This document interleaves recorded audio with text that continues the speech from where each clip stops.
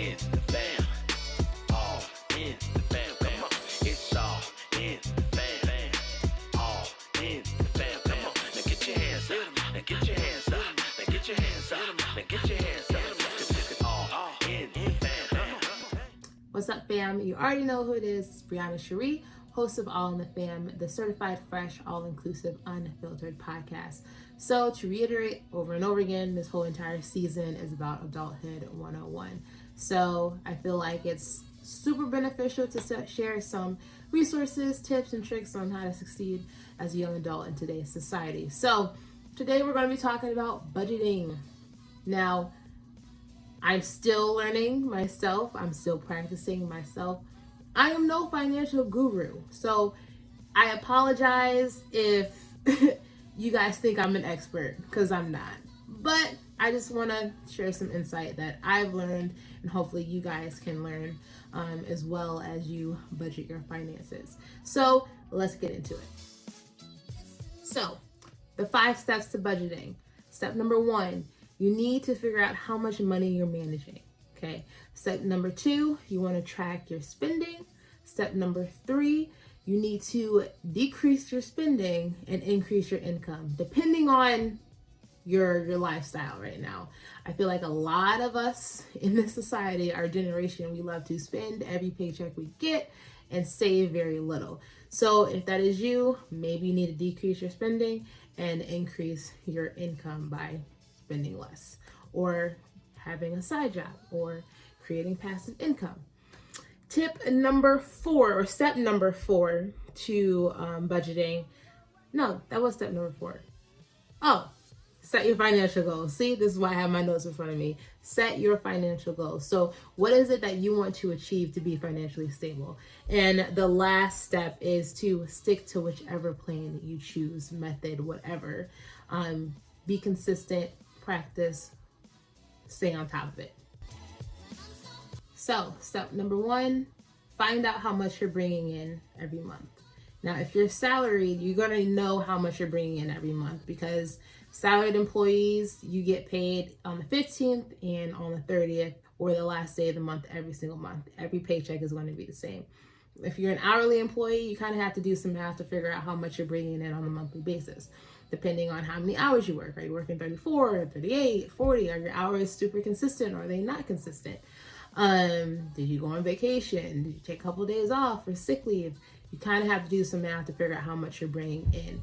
Also, when you are calculating your monthly income, do your net monthly income. So take out all the taxes and figure out how much you're making a month then. I'm a salaried employee, so I do know how much I'm making every single month, because the paychecks are going to be the same. And then I do have another job as well that is hourly, but the hours are consistent every single week. So I actually know how much is coming in from that paycheck too. But I also do freelance. In freelance, one month it could be $0, and next month it could be $1,000. So it all depends on how many clients we have and how long the projects are going to be in terms of freelance.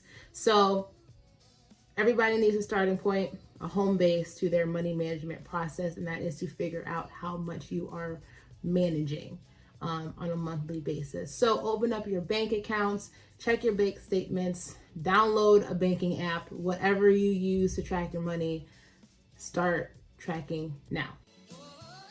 And that leads me into the second step, which is tracking your spending. So this step is crucial. So you really need to calculate how much money you're tracking. You will be surprised, because most people spend more than they save. I mean, probably that doesn't surprise you, because you're probably one of those people. I used to be one of those people. Every paycheck I would get, I would spend, barely save. Now, I'm frugal AF, okay? I will get a paycheck, and most of it will go to savings. The rest of it go to bills, and a portion of it will just stay and sit in my bank account, and I just don't want to touch it. I've had some bad money making decisions and circumstances, so I don't want to go back into that path again. So make sure you are tracking your spending. And I want to talk about some different apps that you can use to track your spending. That's going to be easier for you guys too. Brings me to the third step is setting your financial goals. I probably mixed up the steps in the beginning, but this step is also crucial. So when you set up your financial goals, what is it that you want to do? What is it that you want to pay off or save up for? Do you want a new car? Do you want to pay off a loan? You want to save for a wedding ring? We all at that age now. You want a vacation trip? Just write it down. Do the research on how much it's going to cost. Do the research on how long it's going to take you to pay off that certain amount of debt, and figure out if it's manageable for you to save for that goal or pay off that debt in the time span that you want. It's going to range. One of my financial goals, or probably savings goals, I would say, I want a brand new camera. Cameras cost a lot of money, from $650 to $2,000. I still have to do some research on what exact camera I want, how much that camera is going to cost, and figure out how much I need to save a month to finally get that camera. Me, I'm sick of payment plans. I'm sick of credit cards. So when I'm saving for this camera, by the time I'm able to purchase it, I want to pay it in full. So write down your financial goals, any debts that you want to pay off, and start making steps to achieve that debt payoff, or that savings goal. Another step is to decrease your spending, increase your income. And all that's going to be based on how much you have in your bank account each month. It's also determined on your savings goals, your debt payoffs, all that. So figure out if you need to decrease the spending and increase your income, or if you're good, if you're living comfortable, then ball out, treat yourself. Ain't nothing wrong with that. Or treat somebody else. It's totally okay. Again, everybody's money management circumstances completely different. So yeah, figure that out for yourself. The last and final step is to stick to a financial plan. Now, you're going to go through some trials and tribulations, and I'm going to talk about some different savings tips and things like that later on. But you're going to go through some different methods to figure out what's best for you to manage your money. And once you find a comfortable way to manage your money, save or pay off a debt, then stick to it. Just like any aspiration, any goals that we have for our lives, we create a plan of action. So it's no different with money management, where you want to create a plan of action that's going to set you up to succeed. It's going to be hard. It's going to take a while. Depending on, some people's situations, it's going to take a long time. So just stick with it. In the long run, financial security is the end goal. So whatever you're going through right now, whatever process steps you need to take, is going to be worth it. Trust me. Apps. We love them. We love apps. Thank gosh we live in the 21st century where technology and computers can do everything for you. I tracked my budget years ago by paper, and that lasted 2 days. Why? Because I can't math. Checks and balances and ledgers, no, don't have the time, didn't have the patience.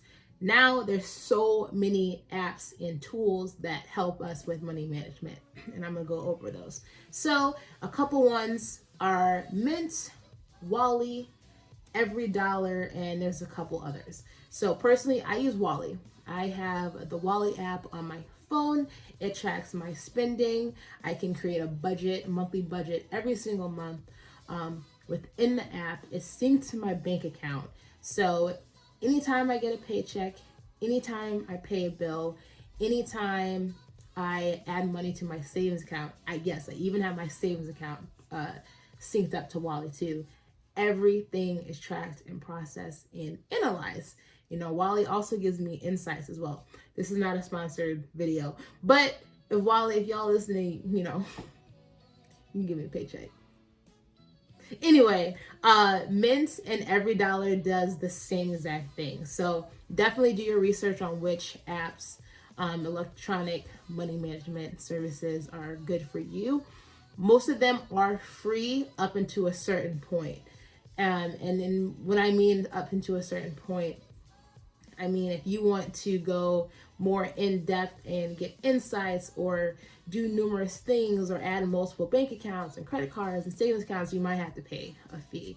So with Wally, I paid $39 for a lifetime so I can have all the financial services that Wally provides. It even tracks my credit score. It gives me recommendations for credit cards, although I'm not applying for any credit cards because no. That's a whole nother video that I'm not even qualified to tell you on. All I know is I hate credit cards. So definitely figure out which kind of apps are going to help you track your money. All right, so back to goal setting. You know, there's many ways to save, many ways to pay off a debt. One particular way that I use, I save in multiple ways. So one way is when you get your monthly paycheck or weekly paycheck, bi-weekly paycheck, I don't know. When you get paid, you can select the option to have a certain portion of your paycheck go directly to a savings account or to another checking account. That's what I do. When I get paid every other week, since I am salaried, I do know how much money I'm bringing in. So I can always change the amount of money I want to go to my savings account. So, you know, last month I got paid, I put about $200 on each paycheck straight to my savings account. Now that I have a new job, my salary went up, so I'm probably gonna put $400 to each, $400 from each paycheck to my savings account. So that's one method that you can do. Another method is you can go weekly or daily, monthly, or yearly. So that $5 Starbucks coffee that you always have every morning, if you can spend $5 on that, you can spend $5 on savings. So you can spend $5 a day and put that straight to your savings account. Or maybe you like to go to the movies, not during COVID anymore, but movies for two, probably $25. You probably went maybe 3 times a month. Boom, that's $75 a month that you can go straight to savings. That's one way to do it. Or let's say you want to just every quarter, you want to save $1,000 every quarter, put that towards your savings account or your savings goal or to a debt. There's multiple ways that you can save money.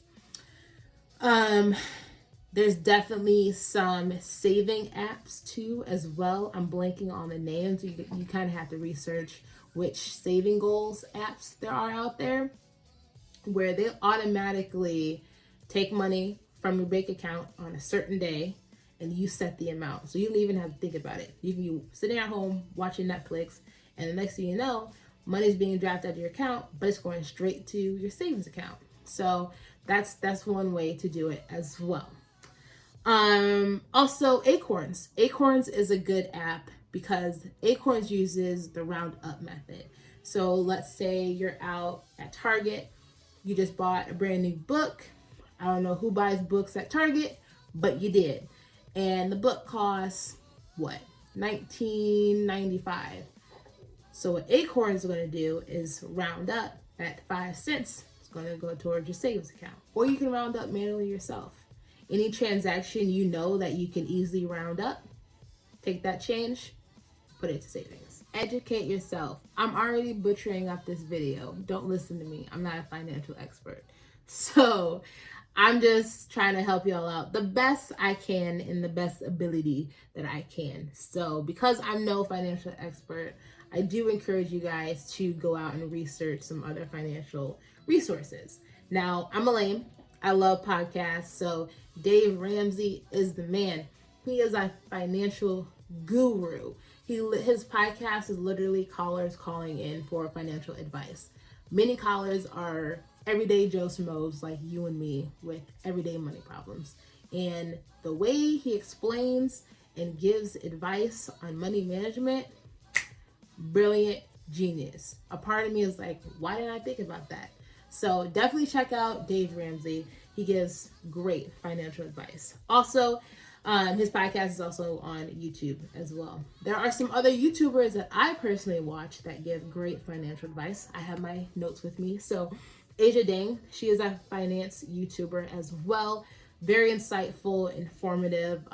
She's living debt free right now, so I highly encourage you guys to watch her videos. There's also the Come Up channel. She is a software engineer, I think, living in New York, and she gave a lot of insight about how she became debt free. She also gives advice on budgeting, money management. She's also a vlogger as well, so she's definitely a good resource. Yeah, resource as well. Stephan. Stephan is a billionaire. Is he a millionaire or billionaire? I don't know. I watch his videos mainly out of envy. I don't really want his lifestyle, but he tells it like it is, and his advice is very valuable. So check out Stephan as well. And then there's also the Millennial Money series by CNBC. This series is so, I think it's kind of entertaining. Again, I'm a nerd. I don't watch vlogs or TikToks. I watch YouTube videos about financial stability. So the Millennial Money series by CNBC, basically every single episode is a different millennial explaining how they spend their money. They explain their income, their jobs, and their lifestyles. It's a super, super diverse set of individuals. So you have men, women of all socioeconomic backgrounds, ethnicities, different careers, different degrees. Some are college educated, some aren't college educated. So basically, and a wide range of incomes, obviously, wide range of incomes. And it's just very insightful and influential to see, oh, this person is only a couple years older than me and they're living like this and they're making this much money. And this person, we're the same age and she's making this much money, but she's also this much in debt. Don't go into it watching this series as comparison, but go into the series watching it for insightful information, because it's no fun comparing yourself to others. So definitely check out those series, those YouTubers, and find out for yourself what other resources are out there that's going to help you become financially stable in the future. You know, you can invest, you can, I don't know, is there cryptocurrency? Is that a thing? Yeah, whatever. Dividends, cash flows, I don't know. Again, I'm not a financial expert. Figure it out for yourselves. Definitely do the research. Quick tip, because I'm not a financial expert and neither are you, just know that, and this is not my quote, I stole it from somebody, I forgot who said it, but I'm pretty sure they stole it from somebody too. So financial practice, money management, whatever, is 90% discipline and 10% knowledge. So because I don't know much about finance, that's okay. As long as I'm disciplined and goal oriented and stick with an action plan, we're gonna be all right. Okay. Also, another tip, the 50-30-20 rule. Write this down. 50-30-20. I hope some of you guys heard about this. I hope some of you guys are doing it. I checked my balance sheet or my monthly budget, whatever, and I'm actually doing okay with the 50-30-20 rule. So what that rule means is within your monthly budget, you want 50% to go towards your fixed expenses. You want 30% to go towards your flexible expenses. So your wants, your dining out, your date nights. I got a boo thing now, so I gotta make sure I pay for the dates. Gotta treat her right. And then there's, if you wanna treat yourself, there's beauty expenses, there's entertainment expenses, whatever. And then the last 20% of your monthly budget, savings. Savings. Okay. I will share a Google Sheet that I use to help plan out my monthly budget. Again, I still use Wally to track my spending, and to track my bills and everything else. But I do plan out my monthly budget every month using this Google Sheet. I actually got this Google Sheet from the Come Up. She gave a link in her bio. So the link that I want to put in my bio is the same link that she put in her bio as well, with her budgeting video. And I also give a link and shout out to her as well, the Come Up. So again, 50, 30, 20. Write that down, practice it. And lastly, lifestyle habits. You know, are you living a rich lifestyle but drowning in debt? Maybe you need to switch that up a little bit. Or are you living modestly and actually living very comfortable financially? Maybe you should treat yourself once in a while. But again, I'm not your boss. If you want to ball out, ball out. If you want to be frugal, be frugal. Hold a dollar. You know, financial freedom should be a goal for everybody. And you need to determine for yourself what financial freedom is. If it's a certain income level, a certain financial goal you're trying to reach with a salary, whatever, figure that out for yourself. Okay? I can't tell you what to do, and I can't tell you how to be happy financially. That's up to you. Anyway, you control your life, you control your debt and your finances. I hope this helped a little bit. Again, research what is best for you to manage your money. I'm Brianna Sheree. I'm going to bed. Bye.